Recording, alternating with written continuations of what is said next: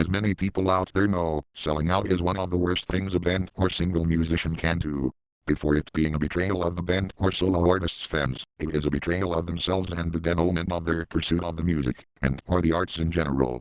Typically what happens is, X band changes their sound style from, say, black metal to a different one, commonly gravitating towards pop or alternative genres, like going from black metal to post-grunge.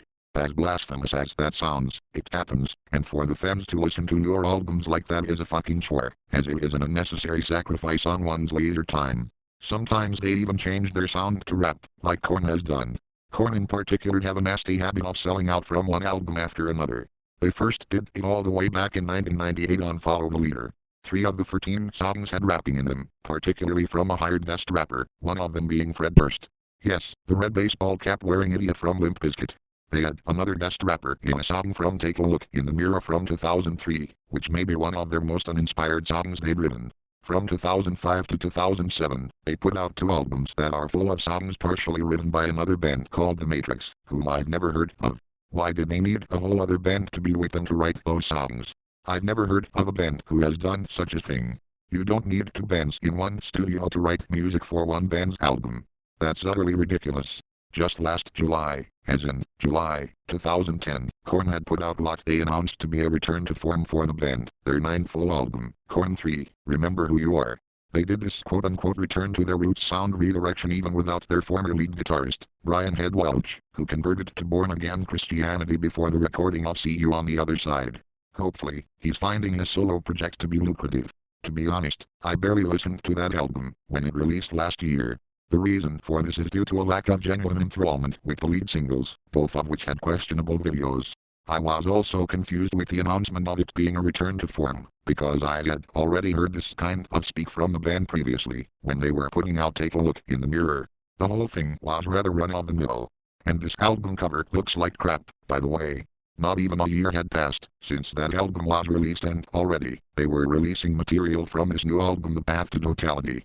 That's right, Korn 3, Remember Who You Are was released on July 14, 2010. Come this past May 6, they put out the single, Get Up. I didn't get around to listening to it then due to my growing interest in other bands and artists I've discovered and have been buying music for, as well as trying to complete that associate's degree. Think about it, last year, they said they were going to return to their roots, as in their sound from 1994 and 1996, not even a year later, this happens to not be the case anymore. They now have elements of that new trendy, as it is trashy electronica subgenre dubstep incorporated into it. Just look at this album cover. It's even fucking worse than the last one. What the hell are they trying to convey with this? It's just their logo with heaps of gloss over it and there's apparently sunshine and an arch of dark clouds above it. What are they thinking?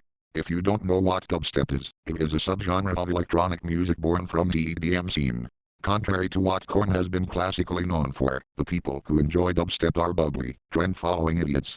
I've seen people at my college with shirts for one of the artists featured in this album, Skrillex, and the rest of their outfit makes them look like the byproduct of a wigger and a parade clown. It's just too flashy and dumbed down. The apparent appeal of this genre in particular is that the bass sounds create a textured webbing sound, as they call it, and repeats in 1 or 2 sections in any chosen song from the gamut of artists categorized as such. It's somewhat like the second half of The Great Destroyer by 9 Inch Nails. Imagine listening to a whole album dedicated to songs structured like that. That has to get old very quickly.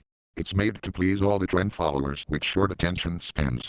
If they are listening to music like dubstep, they've already been listening to people like Lil Wayne, Eminem, or even Nicki Minaj for that matter. Something tells me these people are only half engaged with anything they are listening to, because listening to Lil Wayne or Eminem doesn't stimulate neural pathways the way Dream Theater, Genesis, or Atheist do. And those bands aren't trendy. Actually, since dubstep is a part of the EDM scene, it is expected that this kind of music is played in dance clubs. Places like these are where egregious acts are committed by various sleazy walks of life, some of who carry STDs and are avid cigarette smokers, as if they aren't going into a nursing home with a stoma in their throats. They are the type of people who never engage in anything thought-provoking. As I recall, this subgenre also appeals to steroid-engorged weightlifters. Likewise, there's sports appeal undertone to it, which is trashy. Geez Louise, their brains must be the same consistency as burnt ham. So now, this is supposed to be an element of their music. I never expected this 10 years ago, when I first heard them. I haven't listened to Korn for a while, and as a new album of theirs beheld to me, I feel more dumbfounded than anything. Another cash-in. It's quite despicable, after blatantly promising a return to form the previous year, once again. And if you check a track listing of this album anywhere, like Wikipedia, all the songs are shorter. And in total, it's the shortest album of their whole career, as opposed to 50 or 60 minutes average, as it's always been. If you're going to release any album, you shouldn't skimp on the songs, or the songwriting, for that matter. Dear Korn, you are a rich band. Very rich, in fact. Your second album debuted at number 2. The whole band made an appearance in a South Park episode in 1999. Every album released since that point has been at the top of the charts. You spent $4 million to record Untouchables, which is completely news to me, as I've started making this video. Every other band I've heard of has recorded terrific albums with 15% of that cost, at a maximum. Jonathan Davis almost died from brain hemorrhage about 5 years ago. That was the result of the way he had bangs, which is reportedly rough. There must be something that rings a bell for you guys to understand that your band is not going to disappear into a void of ungenerated sales. If you're releasing an album 50 years from now, when you're all on life support, it's charting.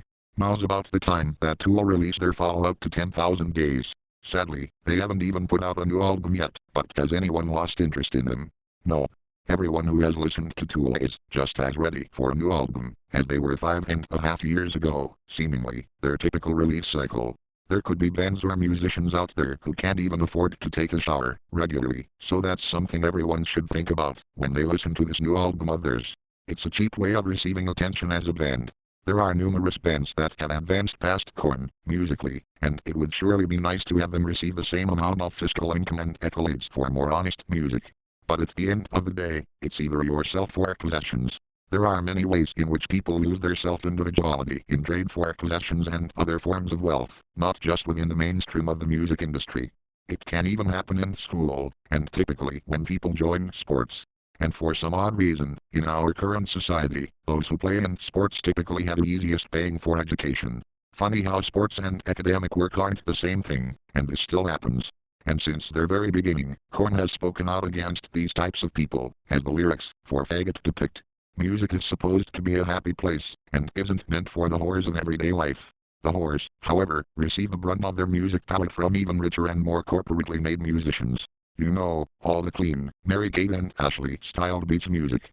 The path to totality is not the path Korn should have taken. Throughout the past 10 years, there have been hints of more promising directions Korn could have been embarking on, but I suppose, if you're that high in popularity, things can get chaotic and lost in translation. Just don't forget that this new album of theirs sucks. It is the most garbage slew of songs they have put out yet, and that's very depressing.